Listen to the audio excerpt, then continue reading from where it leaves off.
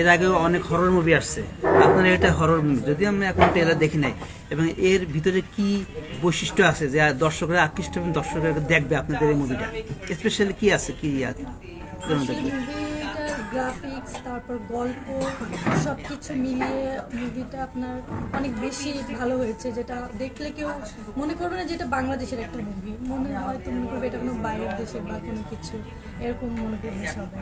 না, গ্রাফিক্স তো হরর মুভিতে সাধারণত গ্রাফিক্স থাকেই, সবসময় কিছু না কিছু গ্রাফিক্স থাকেই, গ্রাফিক্স হরর করে, কিন্তু মানে স্পেশাল করে কি তারপর এরকম গল্প, এই টাইপের গল্প এখন পর্যন্ত আমার মনে হয় না যে কেউ করেছে এই টাইপের মুভি।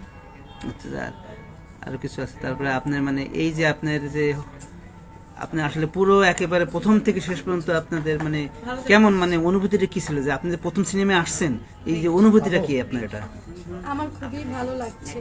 ফার্স্ট সবার সাথে কাজ করে, বাপ্পি, জলি, তারেক সবাই খুবই ফ্রেন্ডলি ছিল, সবার সাথে কাজ করে খুবই ভালো লেগেছে। মূলত আমরা একটা টিম ওয়ার্কের মতো কাজ করেছি। আমরা একটা ফ্যামিলি মেম্বার যেরকম থাকে, আমাদের এটাও এরকম হয়ে গিয়েছিল। মনে হয়নি যে আমরা বাইরের কেউ, যার কারণে আমাদের কাজগুলো অনেক কঠিন হলেও সহজ হয়ে গেছে। নেহা অনেক ফ্রেন্ডলি একটা মেয়ে, ভালো মেয়ে। ও ও অনেক কিছু না বুঝলেও জিজ্ঞেস করে ডিরেক্টরের কাছে। এইখান থেকে ওর মধ্যেও একটা সফট কর্নার আছে, সুন্দর একটা সফট কর্নার আছে। আর শুধু ওর না, মানে সবার মধ্যেই, যেটা আমি মনে হয় না যে এর আগে আমি কখনো অন্য কোনো শুটিং সেটে দেখেছি। আমাদের যে বন্ডিংটা, আন্তরিকতাটা, সেটা অসম্ভব সুন্দর, সত্যিই সুন্দর, মানে এটা বলার কোনো ভাষা রাখে না। আর ডিরেক্টর বেলাল সানি ভাই তো প্রথম থেকেই খুব সফট কর্নার টাইপের একজন মানুষ, তার মধ্যে একটা অন্যরকম ভালোবাসা আছে। বেলাল ভাই, বাপ্পি ভাইয়ের মধ্যেও সেটা আছে। তো সবকিছু মিলিয়ে আমরা, এর জন্যই হয়তো আমাদের কাজটা এতটা ভালো হয়েছে। এখন বাকিটা দর্শকদের দেখবে, বুঝবে। তবে আমন্ত্রণ জানাচ্ছি দর্শকদের ভালো একটা মুভি দেখার জন্য, সেটা ডেঞ্জার জোন।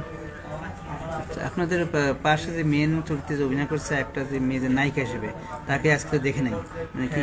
আসলে জলি মেভি ওর একটু প্রবলেম হয়েছে, একটু সিক আছে। ফোন দিয়েছিলাম বাট রিসিভ করেনি। যদি রিসিভ করতো তাহলে আমি বুঝতে পারতাম, তবে বাসায় গিয়ে আবার একটা ফোন দিব। ওকে, থ্যাংক ইউ। Okay, welcome.